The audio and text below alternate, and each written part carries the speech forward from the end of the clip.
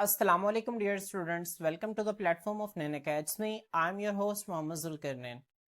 तो स्टूडेंट्स, इससे पिछले लेक्चर के अंदर हमने फर्स्ट ईयर बायोलॉजी की जो न्यू बुक का एक टॉपिक स्टार्ट किया था चैप्टर नंबर 2 का, जिसका टाइटल था diversity in bacteria and their ecology. बच्चों, इसमें हमने ये कुछ साइड बॉक्सेस पढ़े थे।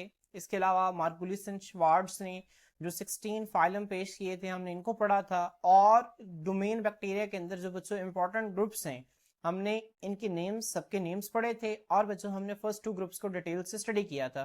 तो बच्चों, होपफुली आपको दोनों ग्रुप्स हैं वो अच्छी तरह से याद हो गए होंगे। आप लोगों ने इन्हें अच्छी तरह से याद रखना है और इनके कैरेक्टर्स को कोशिश करना है कि जो पॉइंट्स मैंने आपको बनवाए थे ना, ठीक है, उनको आप कहीं पे लिख लें ताकि वो पॉइंट्स आपके जहन में रहें।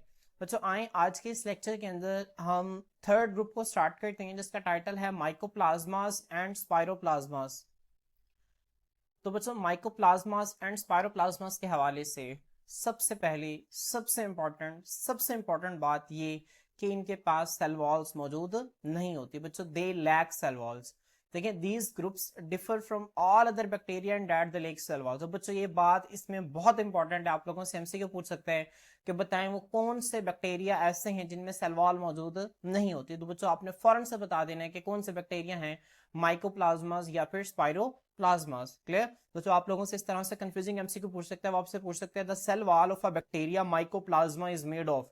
अब बच्चों, आपको पता है कि बैक्टीरिया की सेल वॉल जो है वो पेप्टाइडोग्लाइकेन से मिलकर बनी होती है। अब उसने ऑप्शन ए में पेप्टाइडोग्लाइकेन दिया होगा। जब बच्चों वो आपसे इस तरह का कंफ्यूजिंग एमसीक्यू पूछेगा तो अक्सर बच्चे क्या करते हैं, पेप्टाइडोग्लाइकेन को टिक कर देते हैं और बच्चों वो आगे नन ऑफ दीज ऑप्शन को पढ़ते ही नहीं है। अब बच्चों, इनके अंदर जब सेल वॉल होती ही नहीं है तो क्या वो किसी मटेरियल से बनेगी? नहीं बनेगी। तो यहाँ से आपसे कंफ्यूजिंग एमसीक्यूज आप लोगों से पूछे जाते हैं। तो आप लोगों ने इसको जहन में रखना है कि माइकोप्लाज्मास और स्पाइरोप्लाज्मास, इनके अंदर कोई सेल वॉल मौजूद नहीं होती। और यही करेक्टर है इनका जो कि इन्हें बाकी सब ग्रुप से क्या करता है, अलग बनाता है। तो आप लोगों ने इनके करेक्टर्स अच्छी तरह से जहन में रखने हैं। इसके बाद बच्चों देखें एंटीबायोटिक रेजिस्टेंस। अब बच्चों, एंटीबायोटिक्स क्या होती है, मैं आपको 12 मरतबा बता चुका हूं कि ऐसी अद्वयात होती हैं, ऐसी दवाइयां होती हैं जिनको हम जरासीम को मारने के लिए इस्तेमाल करते हैं। अब बच्चों, कुछ ऐसी एंटीबायोटिक्स होती हैं जो कि बैक्टीरिया को मारती हैं। बच्चों, एंटीबायोटिक में हम पर्टिकुलरली किस जरासीम को मारते हैं? बैक्टीरिया को मारते हैं। तो बच्चों, कुछ ऐसी दवाइयां होती हैं जो कि बैक्टीरिया को इस तरह से मारती हैं कि उसकी सेल वॉल की तैयारी को रोक देती हैं। बच्चों, आपको पता है ना कि जो बैक्टीरिया की सेल वॉल है वो पेप्टाइडोग्लाइकेन से मिलकर बनी होती है। और पेप्टाइडोग्लाइकेन का अगर आपको स्ट्रक्चर याद हो तो बच्चों, उसमें 2 लॉन्ग ग्लाइकेन चेन्स थी जो कि आपस में क्रॉस लिंक्ड होती हैं पेप्टाइड फ्रेगमेंट्स के जरिए। ठीक है, छोटे छोटे अमाइनो एसिड्स के टुकड़े होते हैं जिनको हम पेप्टाइड फ्रेगमेंट्स कहते हैं। बच्चों, उनके जरिए वो आपस में जुड़ी होती हैं।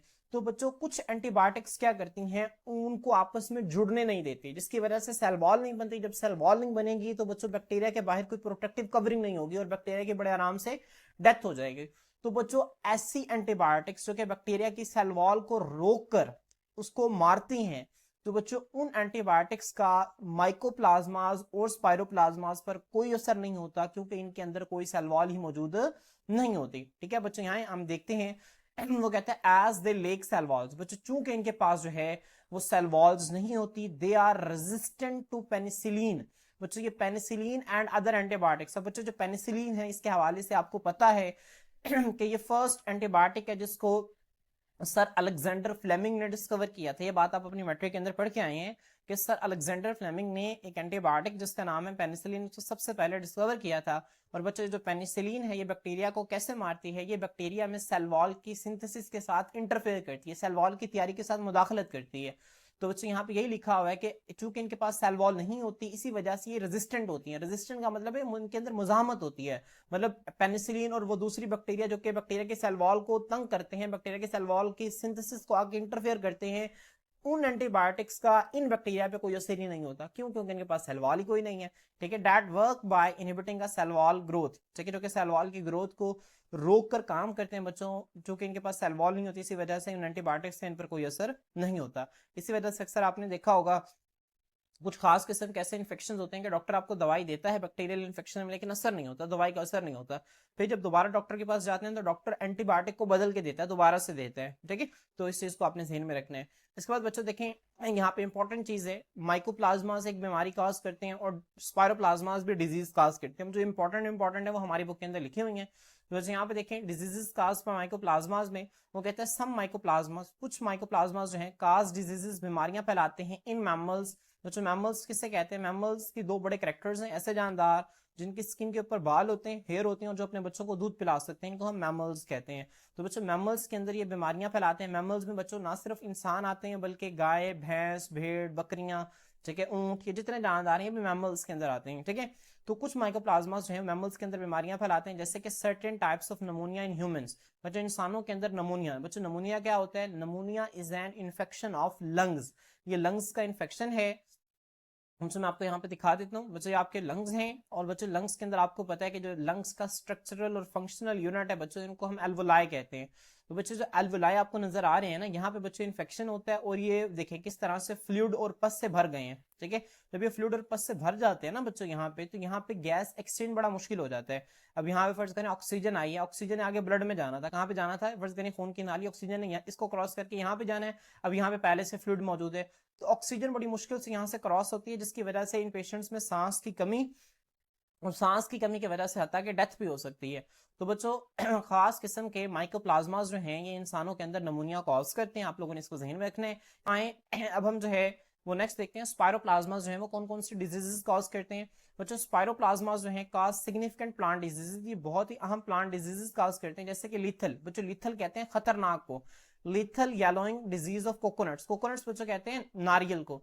बच्चों नारियल की जो है वो खतरनाक किस्म के ना इसमें येलोइंग हो जाती है। जो नारियल है ना, मैं आपको दिखा देता हूँ, बच्चों आपको नजर आ रही है कोकोनट्स, बच्चों कोकोनट्स जो है वो इस तरह नॉर्मल शेप कोकोनट्स की होती है, लेकिन बच्चों वो कोकोनट्स जिनमें जो स्पायरोप्लाज्मास जो हैं वो क्या करें, वो डिवाइड करते हैं, उनमें इन्फेक्शन कॉज करते हैं, तो बच्चों उनकी लीथल येलोइंग हो जाती है, जिस तरह आपको यहाँ पे नजर आ रहा है। आप लोग यहाँ पे बड़ा प्रोमिनेंट देख सकते हैं कि किस तरह से कोकोनट्स की लीथल येलोइंग हो गई। तो आप लोगों से एमसीक्यू में पूछा जा सकता है कि the lethal yellowing of coconuts is caused by, नीचे आपको चार ऑप्शन दे देगा, तो आपका आंसर क्या होगा, स्पायरोप्लाज्मास। क्लियर, तो बच्चों आप लोगों ने इसको जहन रखना है, ये बहुत ही इंपॉर्टेंट है।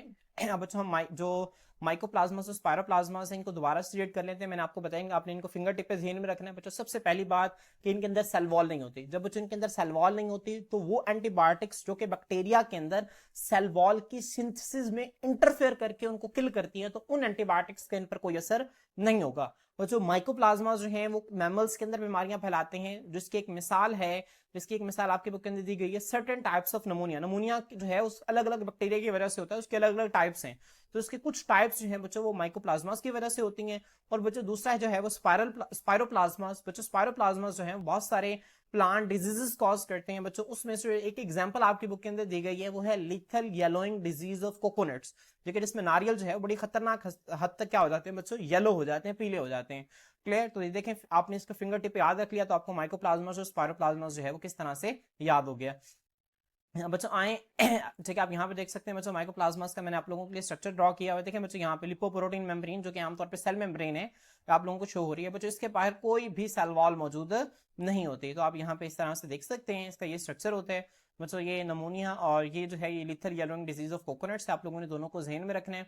अब बच्चों हमारे पास जो नेक्स्ट ग्रुप है, ठीक है, बैक्टीरिया का, इसको हम कहते हैं स्पायरोकीट्स। क्या कहते हैं बच्चों, स्पायरोकीट्स कहते हैं। अब बच्चों जो स्पायरोकीट्स हैं आपको पता है कि ये स्पायरल शेप बैक्टीरिया होते हैं, और बच्चों स्पायरोकीट्स के बारे में आपको पता है कि इसके अंदर बच्चों जो मूवमेंट है वो मूवमेंट किस तरह से होती है। बच्चों हमने जब मोटिलिटी इन बैक्टीरिया पढ़ा था वहां पे हमारा जो लास्ट मोड ऑफ मोटिलिटी था, ठीक है, जिसे हम मूवमेंट बाय एक्सियल फिलामेंट का नाम देते थे, तो बच्चों वहां पे हमने पढ़ा था कि वहां पे जो स्पायरोकीट्स बैक्टीरिया है ना, इनके अंदर बच्चों खास किस्म का, ठीक है, मॉडिफाइड फ्लैजेलम मौजूद होता है, जिसको हम एंडोफ्लैजेलम या फिर एक्सियल फिलामेंट भी कहते हैं। ठीक है, तो बच्चों आप लोग जो है वो बुक के अंदर इसको देख सकते हैं। तो मैंने आपको वहां पे इसको बताया था कि स्पायरोकीट्स के अंदर जो है मूवमेंट फ्लैजेला की मदद से होती है, और बच्चों वो फ्लैजेला जो है वो इनके अंदर मौजूद होता है, और वो डबल सेट ऑफ फिब्रिल्स पर मौजूद होता है। देखिए मैंने आप लोगों के लिए जो दोबारा सारा जो मोड ऑफ मोटिलिटी था बैक्टीरिया का लास्ट के मूवमेंट ऑफ एक्सियल स्केलेटन, उसको मैंने आपको रिवीजन करवा दिया, तो आप लोगों ने इसको जहन में रखना है कि ये आप लोगों ने वहां पे पढ़ा हुआ है। बायोलॉजी के अंदर जहन में रखें चीजें बच्चों, जब आप चीजों को रिलेट कर लेंगे तो चीजें आपको देर तक याद रहेंगी, जब आप चीजों को रिलेट नहीं करेंगे, चीजों को अलग अलग माइंड में रखने की कोशिश करेंगे, चीजें आपके जहन से निकल जाएंगी। तो हमेशा कोशिश किया करें कि एक लफ्ज जो आपने पढ़ा हो वो आपके जहन में टारगेट करे जाके कि लफ्ज आपने कहीं और भी पढ़ा हुआ है। जब आप वहां पे जाके देखेंगे लफ्ज मैंने कहाँ पे पढ़ा था, वहां पे जाके देखें, फिर दोनों को रिलेट करें, तो इसका फायदा ये होगा कि आपके एक तो कॉन्सेप्ट्स बेहतर से बेहतर होते चले जाएंगे और आपको चीजें देर तक याद रहेंगी। तो बच्चों आए, ये बहुत छोटा सा पॉइंट है, इसमें आपने करेक्टरिस्टिक्स और इसकी एग्जांपल लिखनी है। मुझे यहाँ पे देखें, these are long spirilla with gram negative cell walls. अब बच्चों स्पिरिला किसे कहते हैं? स्पाइरल शेप बैक्टीरिया को कहते हैं, मैंने आपको बताया बच्चों। लॉन्ग स्पिरिला मतलब लॉन्ग, ये स्पाइरल शेप बैक्टीरिया होते हैं और इनकी सेल वॉल्स क्या होती हैं बच्चों? ग्राम नेगेटिव होती हैं। क्या होती हैं बच्चों? ग्राम नेगेटिव सेल वॉल्स होती हैं इनकी। तो इसको आपने ध्यान में रखना है बच्चों। अभी तक हमारी बुक के अंदर सेल वॉल्स के हवाले से अगर हम बात करें ना, सेल वॉल का जिक्र है, तो बच्चों सबसे पहले जो ओमनी बैक्टीरिया था वहां पे लिखा हुआ था कि इनकी सेल वॉल्स हैं वो ग्राम नेगेटिव होती हैं। मुझे इसके अलावा सियानोबैक्टीरिया की सेल वॉल्स भी ग्राम नेगेटिव होती हैं। आपको पता है सियानोबैक्टीरिया की सेल वॉल्स भी ग्राम नेगेटिव होती हैं, लेकिन आपकी बुक के अंदर इसका जिक्र नहीं है। आपकी बुक के अंदर सियानोबैक्टीरिया की सेल वॉल के हवाले से कोई बात नहीं की, लेकिन इसकी सेल वॉल भी ग्राम नेगेटिव होती है। उसके बाद बच्चों हमने पढ़ा माइकोप्लाज्मास और स्पायरोप्लाज्मास, इसके अंदर तो सेल वॉल होती नहीं है।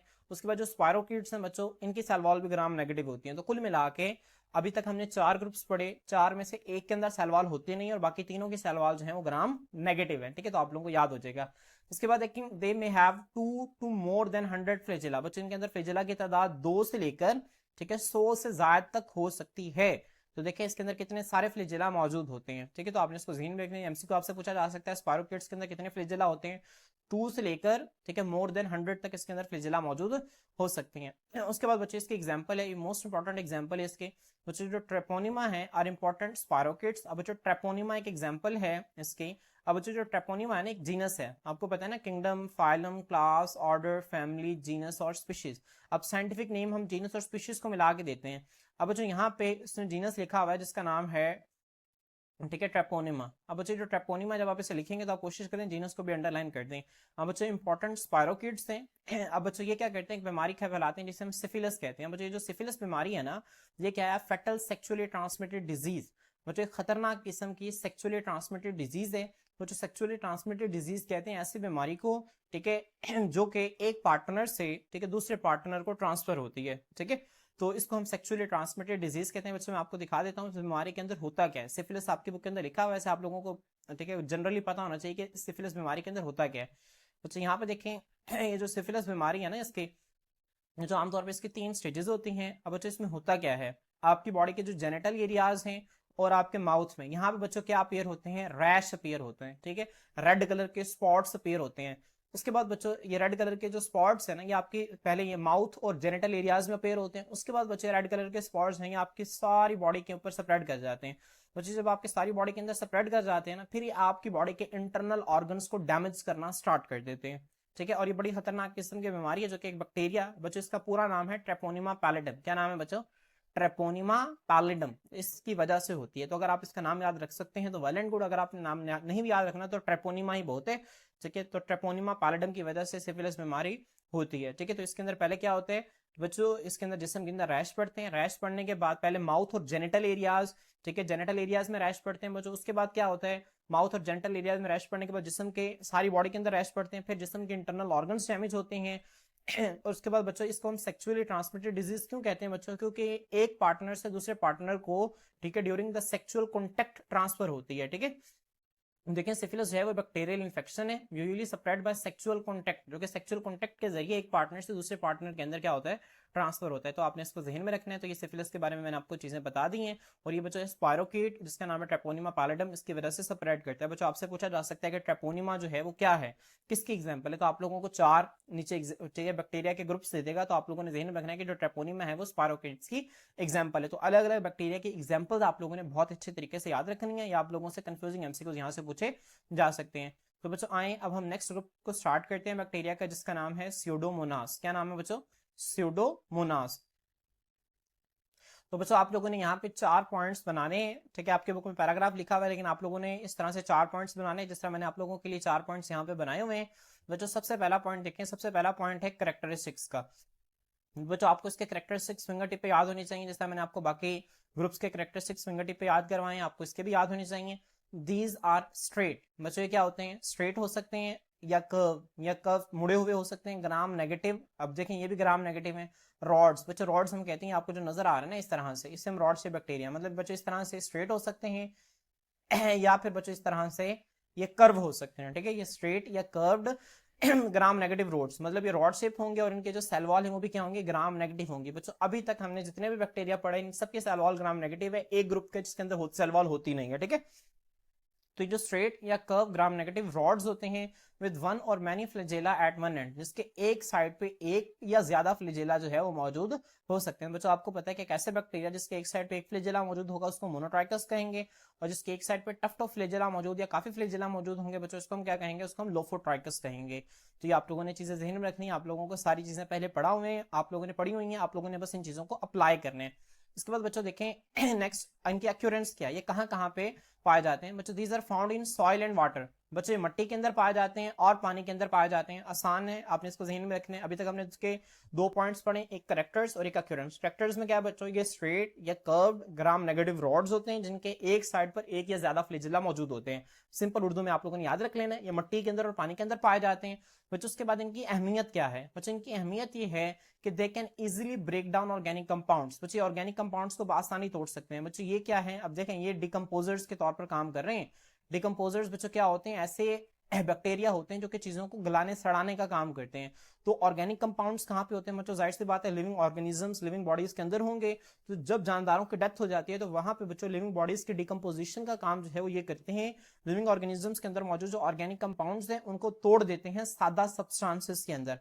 अगर प्रोटीन्स हैं उनको अमीनो एसिड्स के अंदर तोड़ देंगे, अगर लिपिड्स हैं उनको फैटी एसिड्स और ग्लाइसरोल के अंदर तोड़ देंगे। तो इस तरह से ये ब्रेकडाउन का काम करते हैं। सेकंड इसकी सिग्निफिकेंस क्या है बच्चों, सम ऑफ देम आर ऑटोट्रॉफिक। बच्चों इनमें से कुछ जो है वो ऑटोट्रॉफिक होते हैं। ऑटोट्रॉफिक का क्या मतलब है, अपनी खुराक को खुद तैयार करते हैं। इनमें से बच्चों कुछ क्या होते हैं ऑटोट्रॉफिक, अपनी खुराक को खुद तैयार करते हैं। But many are plant pathogens, लेकिन बहुत सारे जो हैं वो प्लांट पैथोजेंस होते हैं। प्लांट पैथोजेंस से बच्चों क्या मुराद है, ये ऐसे बैक्टीरिया हैं जो कि पौधों के अंदर बीमारियां फैलाते हैं, इन्हें हम प्लांट पैथोजेंस कहते हैं। Some of them play role in denitrification. क्या बच्चों डिनाइट्रिफिकेशन क्या होती है बच्चों, डिनाइट्रिफिकेशन का मतलब है जमीन के अंदर मौजूद जो नाइट्रेट्स हैं बच्चों, जो मैंने आपको बताया था ना नाइट्रोजन फिक्सेशन। नाइट्रोजन फिक्सेशन में बच्चों क्या होता था कि जो नाइट्रोजन है बच्चों उसे कन्वर्ट किया जाता था नाइट्रेट्स के अंदर, इस प्रोसेस को कहते हैं नाइट्रोजन फिक्सेशन। तो बच्चों आप ये ध्यान में रखें कि नाइट्रोजन फिक्सेशन का जो उल्ट है ना उसे हम डीनाइट्रिफिकेशन कहते हैं। अब जो डीनाइट्रिफिकेशन में नाइट्रेट्स को वापस नाइट्रोजन के अंदर तोड़ दिया जाता है। तो बच्चों ये क्या करते हैं बच्चों, ये डीनाइट्रिफिकेशन के अंदर एक इंपॉर्टेंट रोल प्ले करते हैं। तो आप लोगों ने इसको जहन में रखना है बच्चों। अभी तक हमने पढ़ा कि जो सियानोबैक्टीरिया हैं वो नाइट्रिफिकेशन का काम करते हैं, वो ठीक है सॉरी नाइट्रोजन फिक्सेशन का काम करते हैं। और बच्चों ये जो हम पढ़ रहे हैं स्यूडोमोनास ये डिनाइट्रिफिकेशन का काम करते हैं। तो आप लोगों ने चीजों को इस तरह से रिलेट करके अच्छी तरह से ध्यान में रखना है इनके फंक्शंस को। तो इसके सिग्निफिकेंस में जो तीन हमने चीजें पढ़ी हैं, पहली ये कि ऑर्गेनिक कंपाउंड्स को तोड़ते हैं, कुछ इसमें से ऑटोट्रॉफिक होते हैं और कुछ जो है वो प्लांट पैथोजेंस होते हैं। उसके अलावा इनमें से कुछ जो है वो क्या करते हैं, वो डिनाइट्रिफिकेशन करते हैं। उसके बाद बच्चों इसकी एग्जाम्पल्स हैं, इसकी एग्जाम्पल देखें बहुत आसान है, आपको यहाँ पे नजर आ रहा है स्यूडोमोनास एरियूगिनोजा। क्या नाम है बच्चों, एरियूगिनोजा। आपने इसे पढ़ना है स्यूडोमोनास एरियूगिनोजा। ठीक है, क्या नाम है इसका, मैं दोबारा रिपीट कर रहा हूँ, स्यूडोमोनास एरियूगिनोजा।